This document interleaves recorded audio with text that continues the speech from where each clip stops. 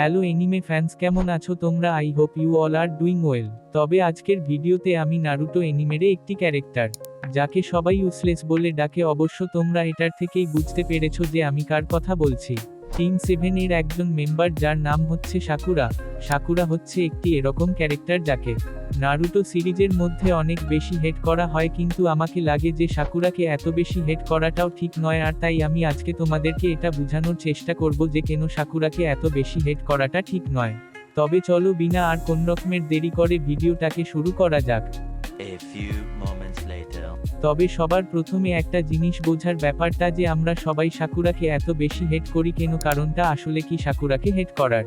তবে এটার নিয়ে যদি বলা যায় তাহলে মোটামুটি 3টি কারণ আছে যার জন্য নারুটো ফ্যান্স সাকুরাকে এত বেশি হেট করে। আর সেই কারণগুলো হচ্ছে, প্রথমত সাকুরা যদি কোনরকমের কঠিন পরিস্থিতির মুখোমুখি হয় তাহলে সে তাড়াতাড়ি কিছু করতে পারে না, তাকে সবসময় নারুটো অথবা শাসকের সাহায্যের দরকার পড়ে।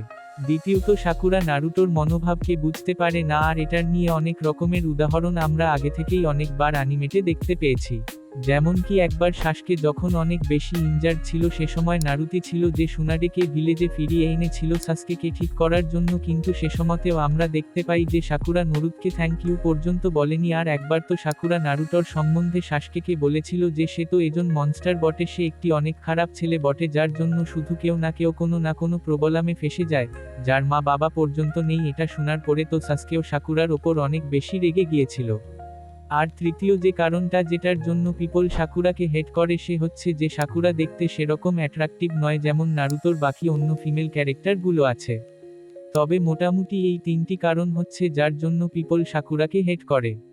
কিন্তু নারুতো শিবুডেনের সাকুরা নারুটো ওজি সিরিজের সাকুরার চেয়ে পুরোপুরি আলাদা। নারুটো শিবুডেনে আর সাকুরা আগের মতো ইউজলেস নয়, সে অনেক ইম্পর্ট্যান্ট রোল প্লে করেছে শিবুডেনে। সে যদি না হতো তাহলে হতে পারে যে নারুটো মারা যেত। সে অনেকবার নারুটোকে মৃত্যুর হাত থেকে বাঁচিয়েছে তার মেডিকেল নলেজের সাহায্যে। আর শিবুডেনে সাকুরা আর নারুটোকে মনস্টারের চোখে দেখেনি, কারণ সময়ের সাথেই সে বুঝতে পেরেছে যে নারুটো কেমন ফিল করে একজন জিনজুরাকি হবাটা যে কত বড় খারাপ জিনিস, যার জন্য পুরো ভিলেজের লোক নারুটোকে আলাদা চোখে দেখত। সেটা সাকুরা বুঝতে পেরেছিল। শিবুডেনে সাকুরা সুনাদের কাছে ট্রেনিং করে 100 হেল্লিং টেকনিকটাকে মাস্টার করেছিল, যে টেকনিকটাকে মাস্টার করাটা হচ্ছে অনেক কঠিন। এমনকি সাকুরা একাতসুকির একজন মেম্বার যার নাম হচ্ছে শাশুড়ি তাকেও হারিয়েছে।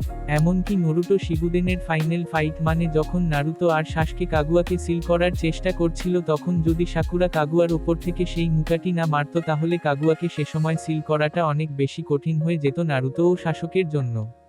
আর সাকুরা বাকি ফিমেল ক্যারেক্টার তুলনায় কেন কম অ্যাট্রাকটিভ, তার কারণটা হচ্ছে অ্যানিমেশন মানে যে স্টুডিও নারুতো এনিমে বানাচ্ছিল সে স্টুডিও সাকুরাকে জেনে শুনে অ্যাট্রাকটিভ বানায়নি। না হলে এনিমিতে সাকুরাকে যেমন দেখতে লাগে মাঙ্গাতে দেখতে সাকুরা তার চেয়ে একদমই আলাদা। তোমাদের যদি বিশ্বাস না হয় তাহলে এই দেখো সাকুরার দুটো ফটো, একটি হচ্ছে এনিমের আর অন্য ফটোটি হচ্ছে মাঙ্গা থেকে। দুটো ফটো ভালো করে দেখো আর আমাকে কমেন্ট করে বলো যে সাকুরা কোন ভার্সনে বেশি অ্যাট্রাকটিভ লাগছে।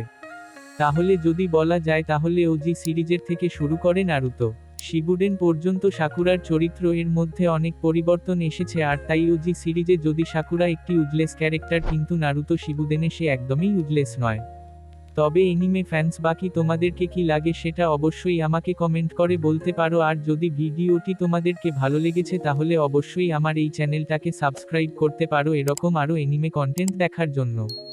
Bye bye.